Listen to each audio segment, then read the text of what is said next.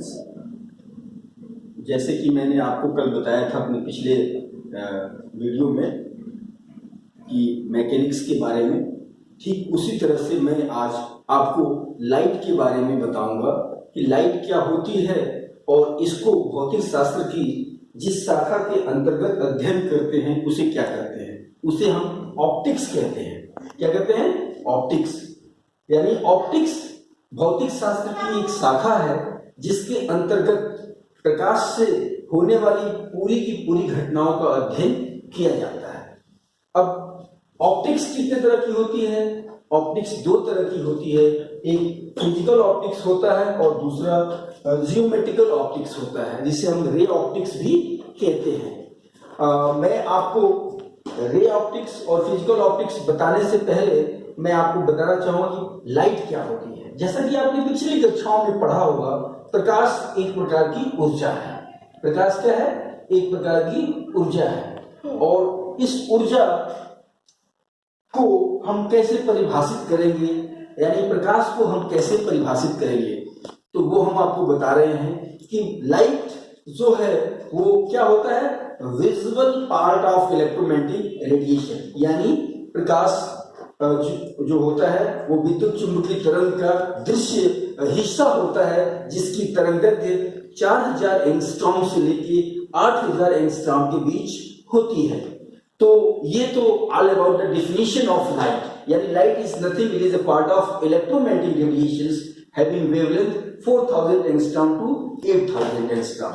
प्रायः जो electromagnetic radiations अर्थात नेचुरल सोर्स सन से हमारे पास अर्थ तक पहुंचते हैं, उनमें बहुत सारे स्पेक्ट्रम्स के बैंड्स होते हैं और उसी बैंड में एक विजुअल बैंड होता है जिसको हम लाइट के नाम से जानते हैं। अर्थात इलेक्ट्रोमैग्नेटिक तरंग का यानी विद्युत चुंबकीय तरंग का वह हिस्सा जो हमें वस्तुओं को दिखाने में मदद देता है उसे हम प्रकाश कहते हैं।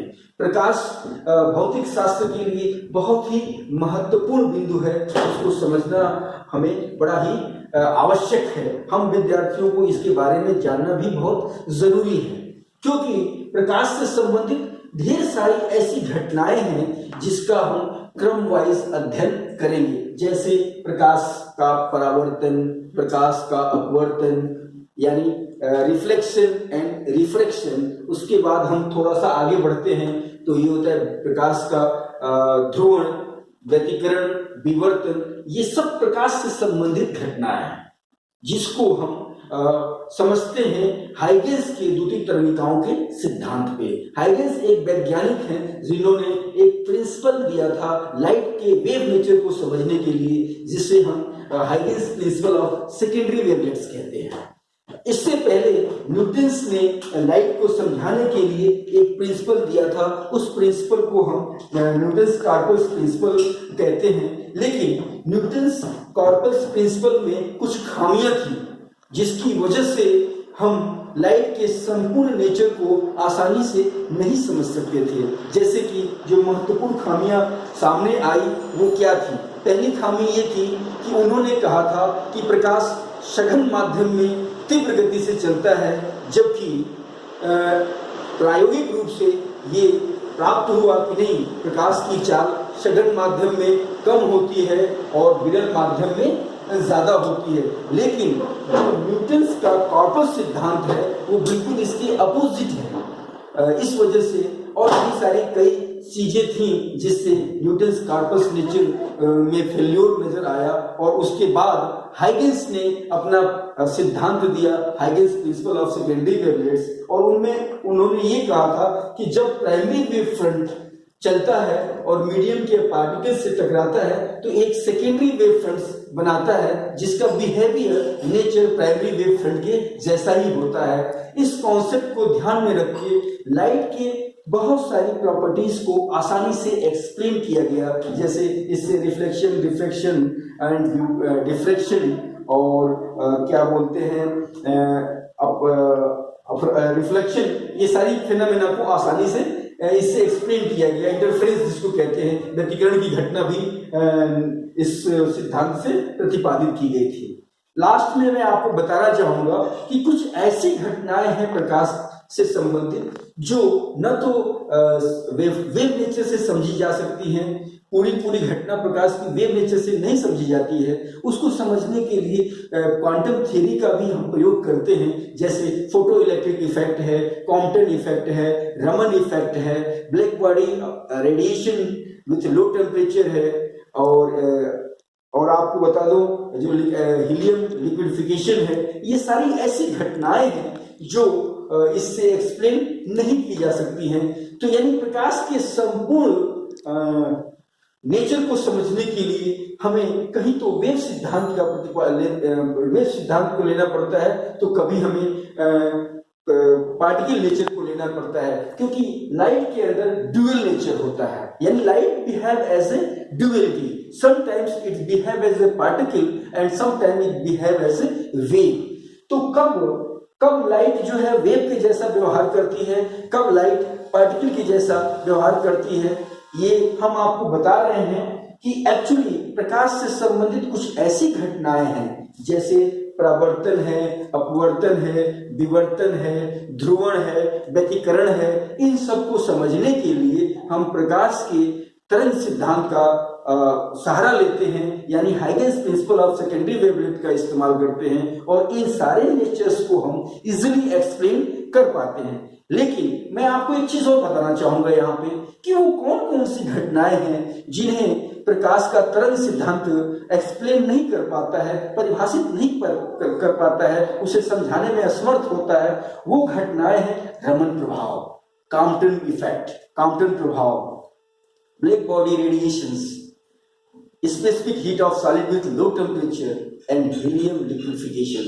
These are the phenomena which is not explained by the wave nature of particle. It can be explained by the particle nature of light, that is quanta. The particle जो होता है प्रकाश का, जिसको हम क्वांटा कहते हैं, क्वांटा कुछ नहीं है, ये पैकेट ऑफ एनर्जी होता है। This is the bundle, like a bundle having the packet of energy, and each quanta having energy h nu, where h is the Planck constant and nu is the frequency and E is the energy of particles. So now we will explain little bit about the light, यानी प्रकाश से संबंधित तीन चीजें आपको बताई गई कि प्रकाश क्या है। प्रकाश एक तरह की ऊर्जा है जो विद्युत चुंबकीय तरंग का दृश्य भाग होता है। पहली चीज तो हमने आपको ये बताई, और इसकी तरंगदैर्घ्य 4000 एंगस्ट्रॉम से 8000 एंगस्ट्रॉम के बीच होती है, यानी visual part of electromagnetic radiation is known as light. उसके बाद हमने बताया कि लाइट का भौतिक शास्त्र की जिस शाखा में अध्ययन किया जाता है उसे हम ऑप्टिक्स कहते हैं, और ऑप्टिक्स भी दो तरह का होता है, एक तो फिजिकल ऑप्टिक्स होता है, दूसरा रे ऑप्टिक्स होता है। फिजिकल ऑप्टिक्स में हम ये सारी चीजें पढ़ते हैं, और रे ऑप्टिक्स में हम रे संबंधित चीजों को पढ़ते हैं। वो बारी बारी से हम आपको बताएंगे कि रे ऑप्टिक्स में हम क्या पढ़ते हैं, और जियोमेट्रिकल ऑप्टिक्स में हम, यानी जियोमेट्रिकल ऑप्टिक्स में क्या पढ़ते हैं, और फिजिकल ऑप्टिक्स में। We will explain time to time. Now the second चीज हमने आपको जो बताई वो है नेचर ऑफ लाइट।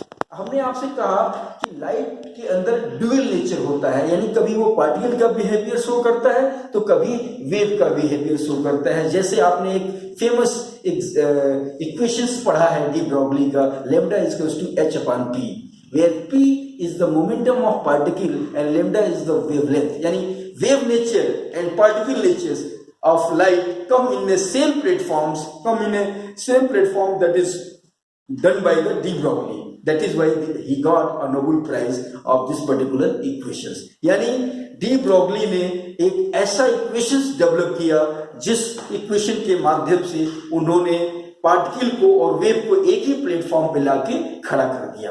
तो मित्रों, मैंने आपसे तीन चीज की चर्चा की। लाइट क्या है, लाइट के अंदर लाइट के गुणों का अध्ययन जिस शाखा में किया जाता है उसे हम ऑप्टिक्स कहते हैं, और ऑप्टिक्स के दो पार्ट होते हैं, फिजिकल ऑप्टिक्स और physical optics and geometrical optics. उसके बाद हमने लाइट के नेचर के बारे में बताया, और लाइट से संबंधित जो घटनाएं हैं, विवर्तन, व्यतिकरण, ध्रुवण और क्या वो परावर्तन, अपवर्तन, इन सब को हम बारी बारी से एक्सप्लेन करेंगे अपने अगले वीडियो में। तब तक के लिए हमारे इस वीडियो को लाइक कीजिए, सब्सक्राइब कीजिए और अपने कमेंट्स दीजिए, और जो भी वैल्यूएबल आपके कमेंट होंगे उसको हम इनकॉर्पोरेट करेंगे और अपने नेक्स्ट वीडियो में उस चीज़ को इलेबरेट करेंगे। Thank you very much.